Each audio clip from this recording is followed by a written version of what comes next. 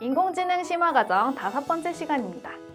오늘은 지난 시간에 만들었던 번역기 앱 화면 디자인에 이어서 번역기 앱을 실제로 만들어 보도록 하겠습니다. 그래서 오늘의 학습 목표는 번역기 앱을 프로그래밍 해보고요. 그 다음으로는 스마트폰에서 우리가 만든 앱을 직접 확인을 해보도록 하겠습니다. 실습을 시작해 보도록 하겠습니다. 지난 시간에 우리가 디자인했던 번역기 앱 화면이 보이실 거예요.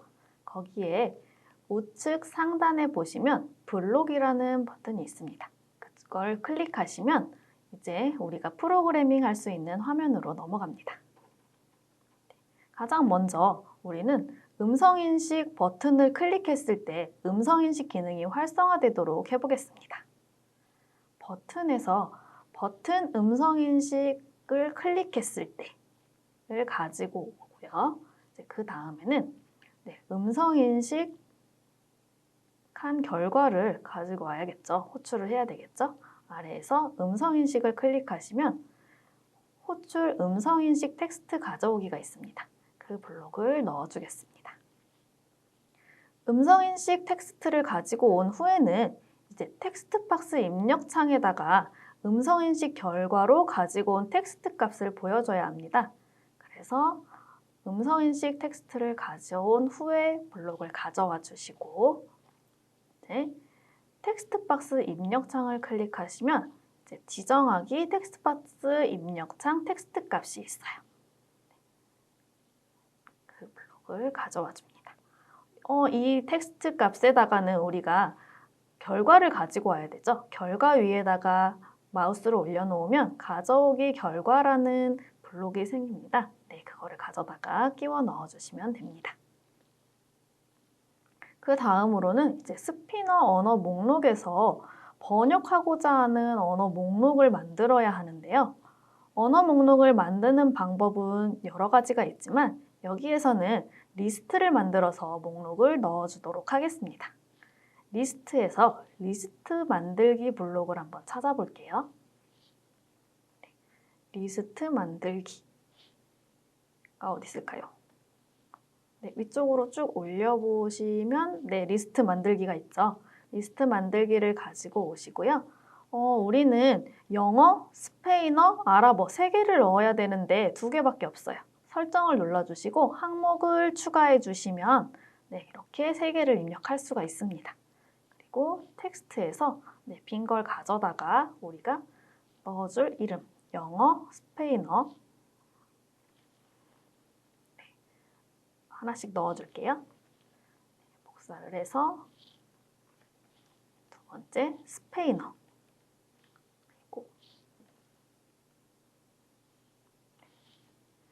그리고 세 번째 아랍어를 작성해 줍니다.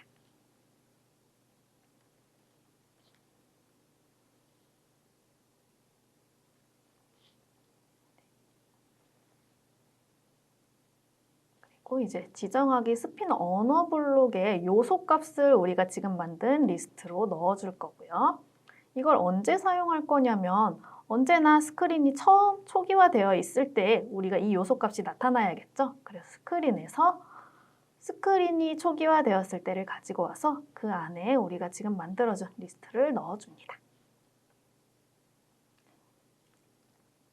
이제 번역하고자 하는 언어를 변수로 한번 지정을 해보도록 할게요. 위에 변수에서요. 전역 변수 만들기를 가지고 오시고요. 그 이름을 번역 언어라고 적어주겠습니다. 변수의 이름을 번역 언어라고 작성을 해주시고요. 이 번역 언어 변수의 초기 값은 영어로 설정해 주려고 합니다. 언어마다 고유한 코드가 있는데요. 영어의 코드는 EN입니다. EN을 작성해 주시고요.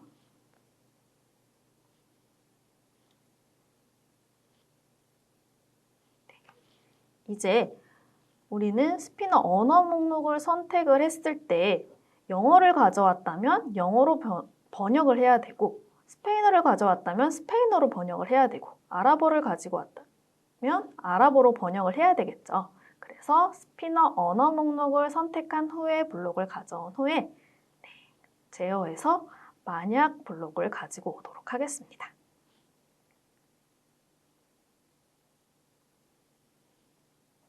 만약이라면 실행 블록을 가져와 주시고요. 이번에도 우리는 영어, 스페인어, 아랍어 3개를 써야 되니까 설정을 클릭을 하셔서 아니고 만약 블록을 2개 더 추가해서 넣어줍니다.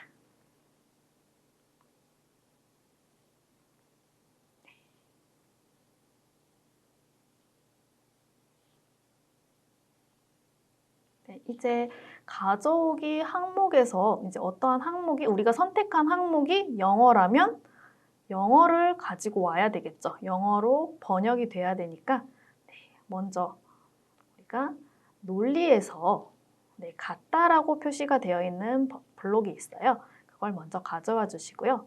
무엇과 무엇이 같아야 하냐면 우리가 선택한 항목이 영어이면 어떻게 해라라고 해줘야 되겠죠. 그래서 선택한 항목이 영어라면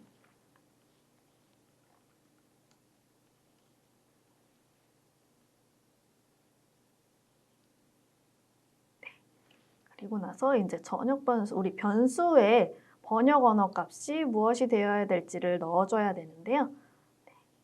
지정하기 전역 변수에 번역 언어 값을 넣어주어야 되는데 여기에 이제 언어의 코드를 넣어주어야 합니다.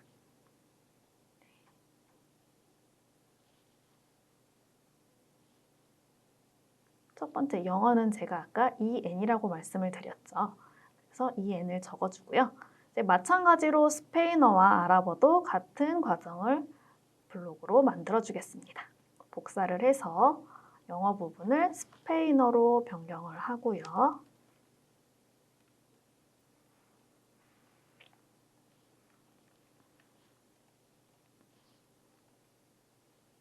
이제 지정하기 전역 변수의 번역 언어 값은 EN이 아니라 스페인어에 해당하는 코드를 넣어줘야 되겠죠. 스페인어 코드를 모르니까 일단은 빈칸으로 둘게요. 그리고 이제 마지막으로 아랍어를 선택했을 경우에는 마찬가지로 전역 변수의 번역 언어를 아랍어로 변경해줘야 됩니다. 여기에 있는 코드들을 우리가 어떻게 알 수가 있느냐면요. 구글 검색창에 우리가 얀덱스 트랜슬레이트 랭귀지를 검색을 하시면요.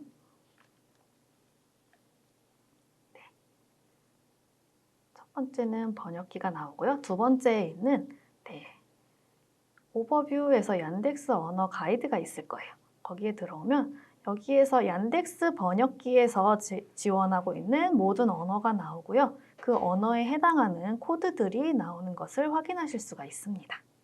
여기에서 저희는 스페인어와 아랍어의 코드를 찾아보면 되는데요.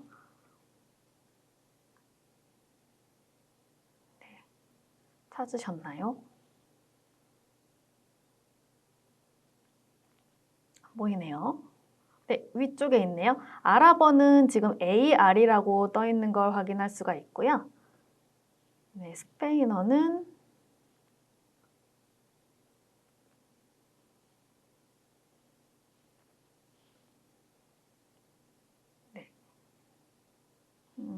어디 있을까요? 네, 스페니쉬 ES라고 적혀 있네요. 네, 스페인어의 언어 코드는 ES였습니다. 스페인어 ES와 아랍어 AR을 한번 넣어주도록 하겠습니다.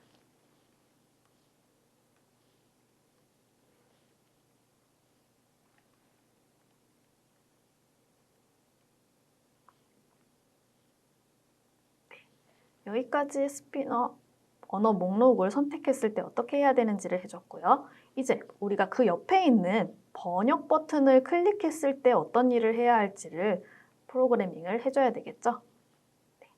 버튼에서 번역 버튼 한번 찾아보겠습니다. 버튼 번역을 클릭하시면 버튼 번역을 클릭했을 때 우리는 얀덱스 번역을 호출을 해서 번역을 하도록 해야겠죠. 얀덱스 번역에서 번역 요청하기 가지고 있고요. 번역 언어 코드는 우리가 앞에서 설정해둔 변수 언어겠죠. 변수 번역 언어를 넣어주겠습니다. 변수에서 가져오기를 가지고 온 후에 전역 변수 번역 언어를 선택해 주시고요.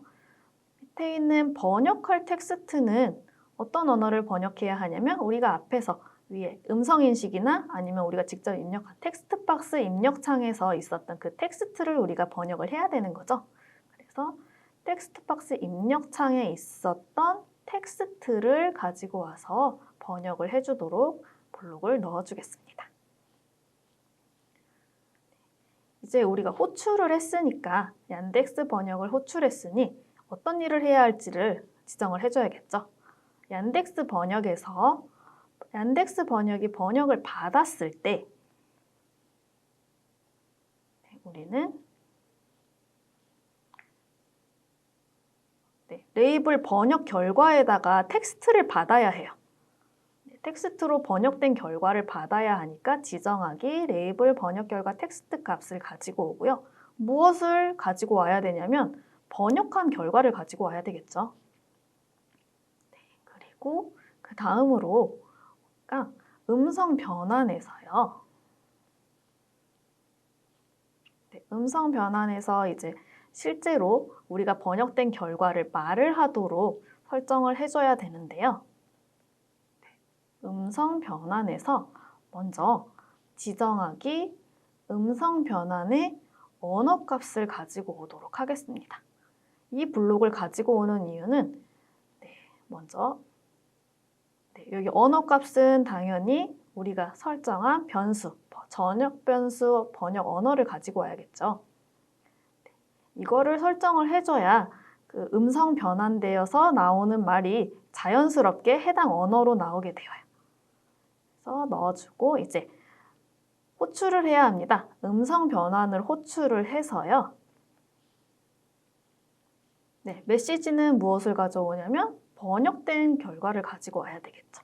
그래서 번역된 결과를 음성으로 이야기하도록 이렇게 넣어주도록 하겠습니다. 이제 마지막으로 다시 듣기 버튼을 설정해 보도록 하겠습니다.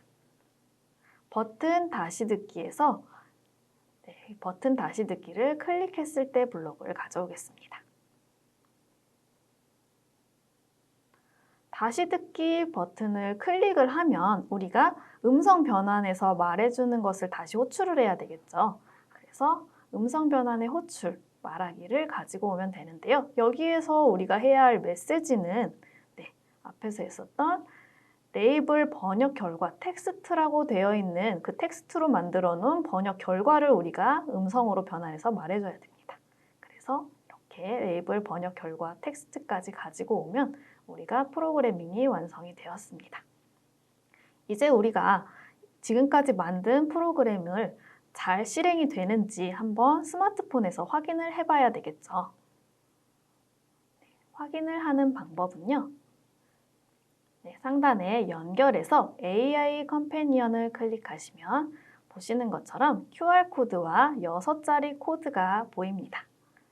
여러분들의 스마트폰에서 아까 설치했던 MIT AI2 컴패니언 앱을 실행을 하시면요.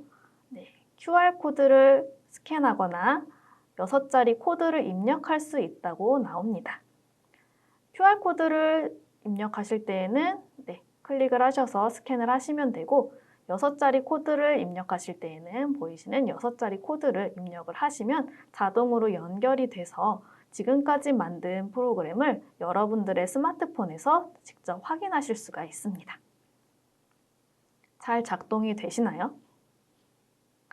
이렇게 해서 여러분들이 만든 프로그램을 스마트폰에 연결하는 것까지 한번 해봤습니다. 번역기 앱 만든 거 잘 작동이 되고 있나요? 여러분들이 언어 코드를 바꿔서 여러분들이 원하는 번역기 앱을 만들어 보시면 좋을 것 같습니다. 다음 시간에는 사물 인식 앱을 한번 만들어 보도록 하겠습니다. 다음 시간에 뵙겠습니다. 안녕!